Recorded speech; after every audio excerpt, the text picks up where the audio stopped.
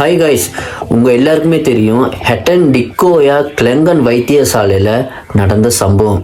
அதாவது இப்போ சமூக வலைத்தளங்களில் பேசும் பொருளில் இருக்கிற அந்த ஒரு விஷயம். இறந்து போன ஒரு பெண்ணை 3 எச்ச நாய்ங்க கேவலமாக துஷ்பிரயோகம் செஞ்சுருக்காங்க.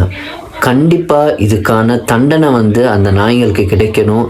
இறந்து போன ஒரு பெண்ணுக்கே இந்த கிளங்கன் வைத்தியசாலையில் ஒரு பாதுகாப்பு இல்லைன்னா கண்டிப்பாக ஒரு சுகையனும் இல்லாமல் ஒரு பெண் மருந்தெடுக்க அந்த ஹாஸ்பிட்டல் போகணுமா இருந்தால் என்ன பாதுகாப்பு இருக்குன்னு சத்தியமாக தெரியல. ஏன்னா அப்படி ஒரு கேவலமான ஒரு செயல் தான் இந்த கிளங்கன் ஹாஸ்பிட்டலில் நடந்தது. இப்போ என்ன ரொம்ப பேர் கேட்டால் சொல்லுவாங்க, ஏன் கிளங்கன் ஹாஸ்பிட்டலுக்கு போகிறீங்க, அங்கே சரியான ட்ரீட்மெண்ட் இல்லை, அங்கே சரியாக பார்க்க மாட்டாங்க, நாங்கள் போனால் யாருமே எங்களை கணக்கெடுக்க மாட்டாங்க, நேர்ஸ்மார்கள் டாக்டர்மார்கள்லாம் ஃபோன் வச்சு தான் யூஸ் பண்ணிக்கிட்டு இருக்காங்க, வர நோயாளிக்கு சரியான ட்ரீட்மெண்ட் மருந்து எதுவுமே இல்லைன்னு தான் சொல்கிறாங்க.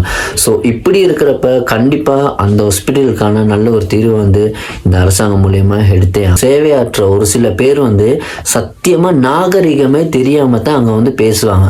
வர நோயாளிகிட்ட வா போ, நீங்கள் இப்படித்தான் இருக்கணும், அங்கே இருக்க செக்யூரிட்டி மார்க கூட அப்படித்தான் இருப்பாங்க.